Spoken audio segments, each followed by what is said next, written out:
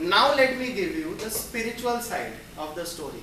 How does that power, infinite power, come in every single human man? So this story is the same in all the religions. It's just that the name of the God varies according to the religion. So this is the story which I am reiterating, comes from the Bhagavad Gita. When Lord Krishna was talking to Arjuna in the context of something, he gave out this story. So he said that when Lord Brahma is considered as the creator in Hinduism. Brahma is the creator, Vishnu is the sustainer, and Mahesh or Shiva is the destroyer or the king. He is called the king. So these are the three concepts in Hinduism. So he said that when Brahma was creating man, there is a very interesting story to Brahma also. The life of Lord Brahma is 100 years. And every single day of Lord Brahma is worth several crores of years. And every night again is worth several crores of years. So every single day of Brahma is a new creation. Every night of Brahma is a destruction. And again the next day is a new creation. So the cycle of creation and destruction is going to continue till Brahma is alive for those 100 years. That's what is coming out of the Vedas. So this particular creation in which we are living, if you read the Vedas have talked about Navagraha, they have talked about 9 planets, they have talked about distances between all the planets, they have given exact distances, they have talked about life of sun, they have talked about life of moon, they have talked about life of earth, they have talked about how the earth came into being, how the moon came into being, how the sun came into being, and they have given the age of all these planets and the sun and the moon. And today, several years after the Vedas have been propounded, today astrophysicists with all their research, all their science, all their technology are affirming everything which is written in the Vedas. So it's wrong to say that somebody 300 years back said that the world is round and it's not flat. The Vedas talked about 5,000, 6,000 years ago.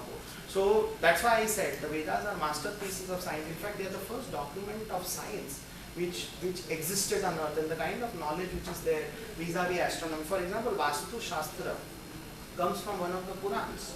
It is coming from a particular Puran, and if you read the Puran on Vastu Shastra, every single ritual or every single practice in Vastu Shastra is linked to science.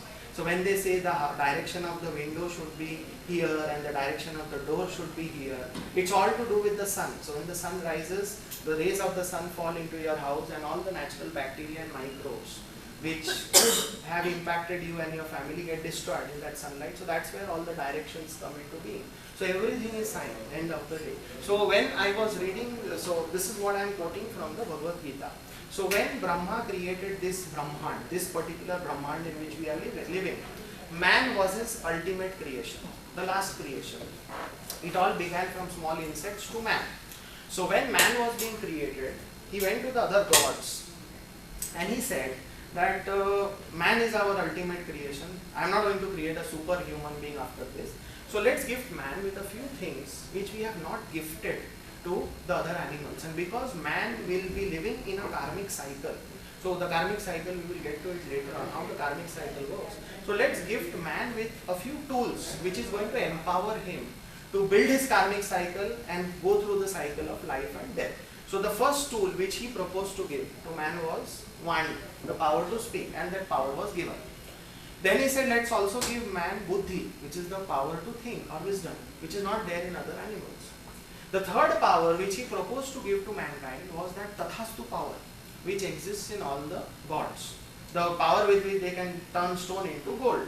So when he said we should give that Tathastu power also to man, the other gods opposed. They said if you give that power, our value in front of man will reduce. Man will become like God.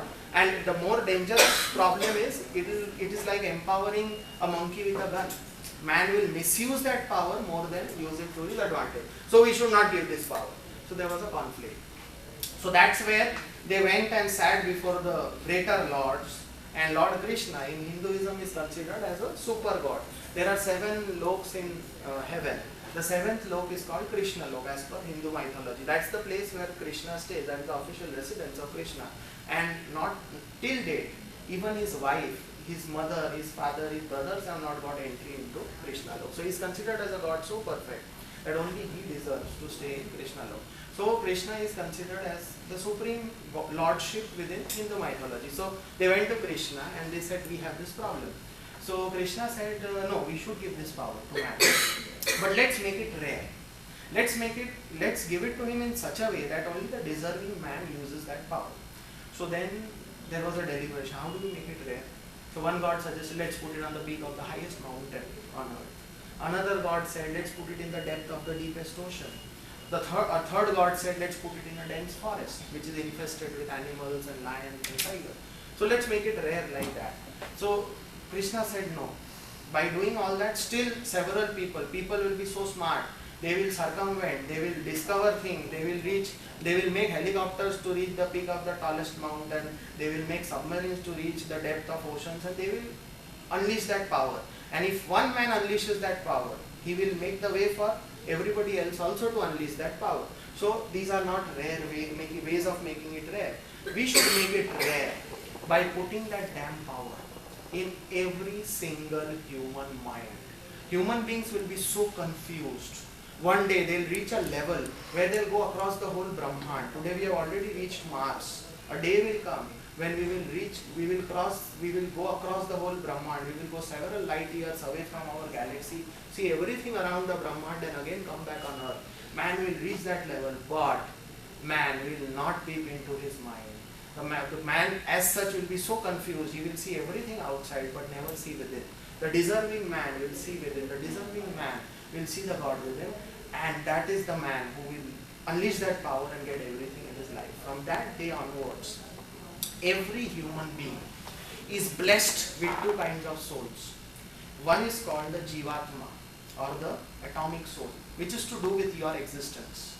And your existence goes across lives. It's basically a soul which has been created, and you take incarnations one after another till you have completed your karmic cycle, and once you are completed with your karmic cycle, you kind of end. Your existence on earth ends and your existence in the house of God begins. So that's how Hindu mythology looks at the karmic cycle. So the point was, from that day onwards, you have that Jivatma, which is the atomic soul, and you have got something called the super soul, which is nothing but Paramatma, vesting in every single human being. And I was amazed when I read the Gita. The story said, the way I explained it to you, when I read the Quran, the same story is reiterated in the Quran. The only difference is Krishna becomes Allah Ta'ala. When I read the Bible, the same story is reiterated in the Bible.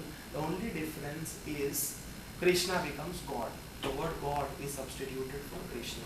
So all religions, whether it is Sikhism believes in that ansh of God vesting in every single human being, and when the person dies, that ansh of God exits from the human being and goes back to heaven.